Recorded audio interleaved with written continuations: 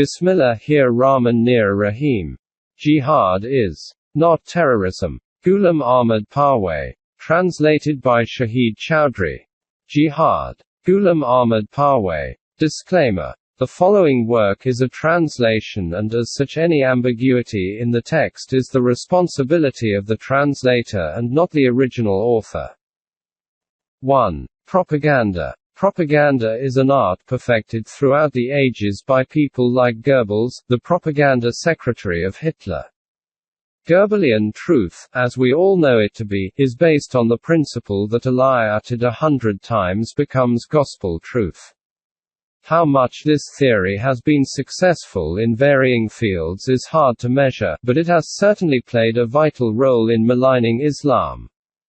A gloss over the pages of history furnishes ample evidence as to how Islam and its message have been distorted by propaganda. Europe's revenge. During the course of her history, Europe were united on one platform only once. And, unfortunately for the human world, this unity led to barbarous crusades against Islam. Defeat in these wars was a soul-racking and heart-burning shock for Europe. With the passage of time, these hurt feelings have somewhat been assuaged. But there is still a deep scar in her subconscious. This splinter has always troubled her, and she has always fretted and fumed to avenge this defeat. There are mainly two ways of taking revenge. One is to tread the path of Genghis and Halegu and thereby spill blood on the pages of history. But this style from the Dark Ages is considered out of fashion these days. During the days of Genghis, man had not as yet learned the art of diplomacy. He did not know to sugar-coat his malicious intentions. He did not know to hide his sharpened nails in soft paws. He did not know how to cover his acts of tyranny and oppression with the silken veil of welfare and development. Whatever he did openly, declared his intentions and then acted. But man has changed. He has progressed in intellect and wisdom, and in knowledge and vision. As such, today, an open mitigation of his lust for blood would amount to stupidity. Now the most successful person is he who exploits others without letting them know that they have been taken for a ride. He snatches the essential resources of life in such a subtle manner that nobody suspects him to be a robber. In the guise of mentor and reformer, he may destroy an entire community while the victims remain unaware as to what is happening to them. Oppression and destruction committed by the people of the age of ignorance was like a whirlwind that comes with grating roar, tremulous cadence, and whose uproar and tumult even the blind can see and the deaf can hear. But the moves of a deceitful person, in the present age of intellect and reason, are like a calm river in which there is neither uproar nor agitation of waves. It is a river that remains as silent as a church with neither commotion nor buffeting of waves. But deep under its surface lurk dragons and alligators ready to pounce upon and engulf entire communities, while eyes do not see them and ears do not hear them. This serene and subtle method of obliteration and squandering is propaganda. Propaganda is an invisible fire. It quietly reduces all conviction and sagacity to ashes with no smoke so as to warn of the imminent danger. Propaganda is a silent and organized conspiracy which slowly but gradually, without noise or tumult, changes the nature and character of things in such a manner that one without realizing loses one's capacity to differentiate between beneficial and harmful, between good and bad, and between virtuous and evil. As a result, the conspirators become so powerful that they can make one accept what they like and that too in the manner they like. Thus propaganda becomes a trick of such manipulators as Samiri, the biblical character, who successfully persuaded Israelites to revert to idol calf worship in the absence of Moses.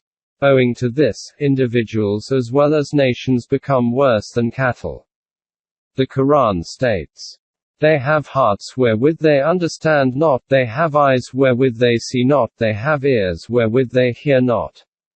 i.e., despite having their own faculties of thinking, seeing and hearing, they look up to others for guidance. As such, they are not human beings. They are as the cattle, nay, but they are worse. 179.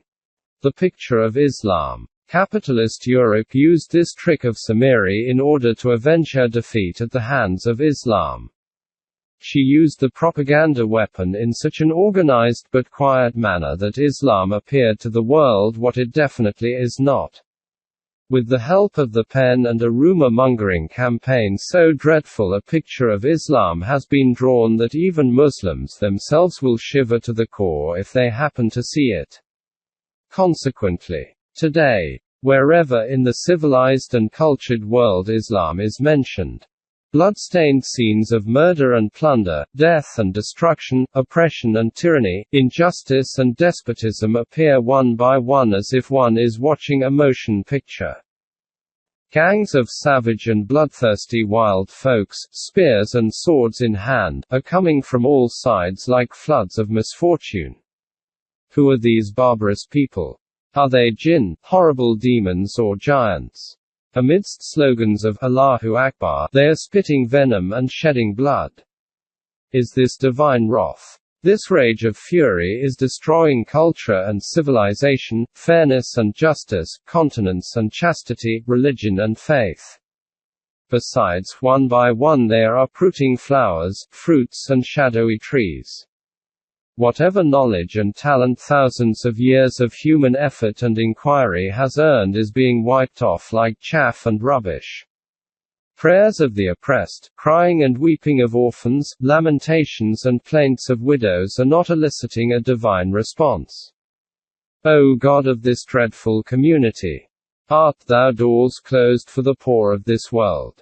This unusual calamity is turning human habitations into deserts, settlements into ruins, libraries into ashes, lofty buildings and palaces, the symbols of culture and civilization, into ruins. Heaps of broken crosses, truckloads of sacred beads, deserted temples and demolished churches can be seen everywhere. No one is at peace or safe. Neither a Brahmin nor a Christian monk, neither women nor children. Some have been killed, others have been taken captive and are being whipped by barbarous sheikhs so as to force them to the slave market and thereby sell respectable human beings for a princely sum. Ideology of peace and security. Such is the picture of Islam that has been drawn with the weapon of propaganda. And these self-styled painters of hate have deliberately ignored the fact that the fundamental teaching of Islam leads man to the path of peace. O people of the book, there has come to you from Allah the light of truth, and a perspicuous book which is unambiguous in its teachings, and through this book Allah will open ways of peace and security for those who lead their lives in accordance with the divine laws. Opening parenthesis. 5:15-16. The Book of Allah leads humanity to the door of peace and safety. For them, who took the straight path ordained by Allah, is an abode of peace with their sustainer, and he is their protecting friend because of what good acts they do. 128. It is the same abode of peace and security, to which Allah invites them. And Allah calls to an abode where everything is safe and protected. And whoever desires success, Allah guides him to the straight path. 10:25. In that abode the objective of all ideas and deeds and endeavor and inquiry is a paradise of safety. And doubtlessly, people who lead their lives according to the divine laws will enjoy the bliss of gardens and water springs. And it would be said to them, enter these gardens in peace and security. 15:45-46. Against disorder. One of the attributes of Allah, who revealed Islam, is al-Momin, which means one who guarantees universal peace. Another attribute of Allah is as-Salam, which means peace. In fact, the word Islam itself means peace. And its followers are called Momin, i.e., people responsible for establishing peace. Thus a Muslim is one who follows in totality the eternal laws of Allah as enshrined in the Holy Quran so as to establish peace and prosperity not only for himself but also for the whole of humankind. We have seen that the fundamental message of Islam is peace and security. Therefore, it declares that those who indulge in corruption, disorder and breaches of peace deserve divine wrath. In this context see Surah Ar-Ra'd where it states that those who fulfill their pledge to Allah and do not breach their covenant, for them is the recompense of a final, happy abode and they would be extended salutations of peace and security. On the other hand, for those who break the covenant with Allah and create disorder and mischief in the land, is the terrible home. Without doubt, for them awaits gardens of perpetual bliss. They shall enter there along with the righteous, among their fathers, their spouses and their offspring and malaika. Forces of nature shall enter unto them from every gate, with the salutation, peace unto you for whatever trials you have endured with steadfastness. Now how excellent is the final home of these people. But those who break the covenant of Allah after ratifying it, and cut asunder those things which Allah has commanded to be joined, and create disorder and mischief in the land, for them is the terrible home. 13:23–25. The Quran mentions in explicit terms that a faith that spreads evil and destruction on earth is unacceptable to Allah. When these people gain power, then their entire effort is to spread chaos and mischief in the land. They destroy crops, cattle and human beings, but Allah does not like what they do. 2:205. The religion of such people is fisq and they are Faishchin. Thus they are diametrically opposed to Momin. According to the laws of Allah, Faishchin are on the wrong path. Who is a fasiq? A person who breaks the covenant of Allah after ratifying it is a fasiq. A person who severs human relationships by fragmenting humanity into pieces on the basis of unnatural racial or national distinctions is a fasiq. A person who creates disorder and mischief in the land is a fasiq. They do not live within the limits prescribed by the divine laws. They cut asunder what Allah has ordered to be joined. With their evil deeds and waywardness, they create chaos and mischief in the land. Indeed they are in the loss. 2:26–27. The Quran forbids man in unambiguous terms to follow the path of perdition and destruction and openly states, and listen, after reforming and setting the country in order, do not create disorder and mischief. If you are fearful of losing something or have a desire to gain something, in both the situations, act according to Allah's laws. Allah's rahmat, means of protection and sources of nourishment, is close to those who lead a balanced life in accordance with His laws. 7:56. Jannah is an abode where one can live in peace and security.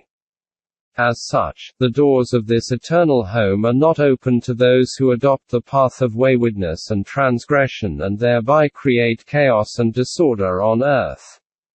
The Quran, without mincing words, states, "As for the abode of the hereafter, we assign it unto those who intend not high-handedness, seek not oppression or corruption and mischief on earth. The sequel is for those who ward off evil and establish peace on earth as per divine laws." 28:83. The Quran narrates stories of nations dead and communities gone by. Why? The answer is simple. We must learn from history that creating disorder and mischief on earth is a crime against humanity and it results in destruction and obliteration. The biggest charge that the Quran levels against the Pharaoh and his people is that they were evildoers, for they divided people into sections and instigated one section to oppress the other. 28:4 and 28:14. The Pharaoh was an emblem of tyranny and oppression. His compatriot Korah of the Bible was an embodiment of capitalism. Along with politics of tyranny, capitalism creates disorder and chaos on earth. Therefore, the Quran states that Karen was also a mufsidi, evildoer. 28. 76–77. After narrating the conditions and affairs of the nations dead, the Quran asks with regret as to why there have not been people in those nations to prevent men from creating chaos and disorder in the earth. 11. 116. The Quran consistently repeats the tales of the rise and fall of the children of Israel so that one may draw lessons from their crimes. As often as they light a fire for war, Allah extinguishes it through other people. Their effort is for spreading disorder in the land, and Allah does not like such mufsideen, designers of chaos. 5. 64. The advent of the last messenger. Indeed, the objective of the advent of the last messenger of God, Muhammad, with the message of Islam, was to establish an order on earth in accordance with the divine laws, because at that point of time in history, there was complete waywardness, disorder and chaos in thought and action of all the societies of the world. The Quran states, "We have sent the messenger of Islam because owing to the misdeeds of the people, disorder and corruption has engulfed both land and sea. As such, we want that our law of requital should make them taste a part of that which they have earned." It is possible that people, after seeing the destructive results of their misdeeds, may repent and return to the straight path of Allah. 30. 41. It is for this reason that the first point in the call of the last messenger refers to prohibiting disorder and chaos in the land of Allah. When they are asked not to spread disorder in society, they retort audaciously, "We do not spread disorder. We are those who promote order and peace." Of a surety, they are the ones who spread disorder, but they realize it not, because they do not have a true perception of right and wrong. 2. 11–12. Consequently, the Quran regards disorder as the opposite of conviction and good deeds. The two cannot coexist. Shall our law of requital treat those who have Amen, believing in the divine guidance with reason and knowledge, and work deeds of righteousness, the same as those who spread disorder and corruption on earth? Shall our law of requital treat those who obey and follow the laws of Allah the same as those who turn away from the divine path? Remember, this is against our law of requital. 38. 28. Reconciliation and peace. These then are the basic principles of Islam. Now, should the picture drawn by the propagandists of this system of life be considered a true one? Did this system guarantee peace and security in the world, or did it promote disorder and corruption in the world? The answers to these questions are surely in the negative. It has been unfortunate for the human world that the message of peace and reconciliation was considered to be oppressive and tyrannical. The antidote was taken as poison. The sick humanity shunned it, believing that her illness was incurable and consequently met a miserable doom. In fact, according to the teachings of the Quran, a Muslim is not allowed to use violence unjustly. And the height of tolerance is that if a non-Muslim abuses him, he cannot respond likewise. For instance, if a follower of another religion uses derogatory words against the respected last messenger, a Muslim must not pay back in the same coin. The reason? The Quran states that to every nation was sent a messenger, and a Muslim has to believe in all of them whether the names and details are mentioned in the last revealed book or not. Therefore, a Muslim has to be cautious. Chances are that the founder of the religion to which that non-Muslim belongs might be a genuine, respected messenger of Allah. Leaving religious figures of non-Muslims aside, the Quran goes to the extent the deities whom these people associate with Allah are no doubt false. This does not mean, however, that you may revile them. You should not revile them lest ignorance in these people revile Allah in retaliation. They adhere to their beliefs because they seem fair to them. The nature of the deeds will become clear to them on the day of reckoning. 109. Equity and justice. Not only are the feelings of others to be respected but also they are to be dealt with in equity and justice. In fact, there is unparalleled emphasis on equity and justice in the Quran. It repeatedly asks to judge justly. O Muslims! Allah orders you that you restore deposits to their owners, and, if you judge between people, that you judge justly. 4:58. And again. O Muslims! Allah orders you to do justice to all, in all matters, and, apart from this, make good the deficiencies of others. 16:90. Truthful testimony. Justice is based on evidence and testimony. In this context, the teaching of the Quran is, O Muslims! If you are called upon to testify, do not appear as a witness on behalf of either party, but for Allah. Be truthful in testifying even though it may be against your own selves or your parents and kinfolks, whether the party concerned is rich or poor. Allah safeguards the interests of both the parties. Do not follow your own inclinations lest you should swerve from justice. Do not foist your statements nor show aversion to appearing as a witness. Allah is well aware of what you do. 4:135. Aiding a culprit, the greatest offense. According to the Quran, the greatest offense is to help a culprit. In context of the story of Hazrat Musa, Moses, it is stated, Musa said, O my sustainer, for as much as you have favored me, I will never more be supporter of the guilty. 28:17. Justice to enemy. With regards to justice, the Quran establishes a very sublime concept. To deal justly with friends is a common human conduct. To be just to strangers is also understandable. But, take a community who is in open enmity with you and is always working to harm you. It does not leave any stone unturned to destroy you. Now this community, or one of its members, comes to you seeking justice.